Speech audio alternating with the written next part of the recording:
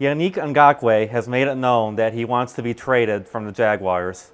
Bleacher Report, instead of the Browns trading for him, has suggested that they wait until next offseason to trade for him or to sign him. Here's what they had to say about that. On the field, his fluidity as a pass rusher makes him one of the league's hardest edge defenders to block. The Cleveland Browns, meanwhile, flirted with the idea of adding more opposite Garrett all offseason. Olivier Vernon is scheduled to be a free agent after the upcoming season. His departure, plus a projected $40 million in available salary cap space, should create a situation where the Browns pursue a top defensive end like Ngakoue. All right, first of all, Mary Kay, before you respond to that, we need kind of an update. How did Brian do on this as he's finishing his first week? Very good. I really, really enjoyed that. Good job. More sports than Brian? You envision that in any way? You never know. In this business, you never know. 216-575-0403 is the number. So what do you think? What do you think about that possibility? That's a name we've heard for a long time now, and then it got flushed out, and it's back again. Well, I wrote a column a few weeks ago saying that I thought that the Browns should trade for Yannick. I still think that they should.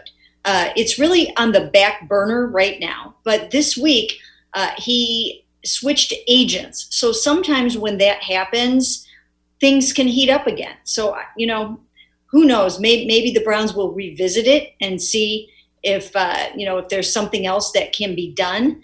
But they did check into it. And for whatever reason, probably compensation in terms of draft pick was maybe a little bit too rich for them at that time. But I do think they like the player. I do think he is worth trading for.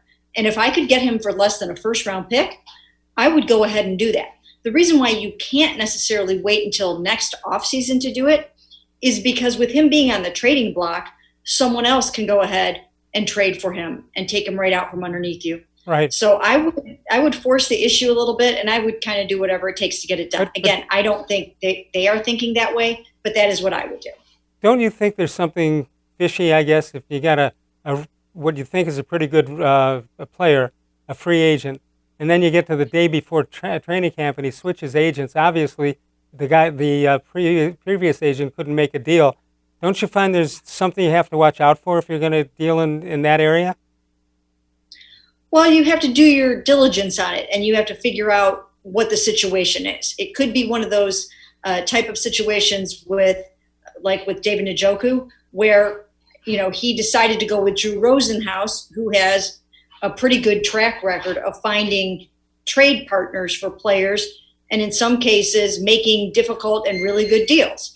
So this could be one of those situations where where they believe that a new agent is going to be able to get the job done, whereas the previous agent couldn't pull it off. So I don't necessarily always think it's a bad thing or that it speaks poorly of the player.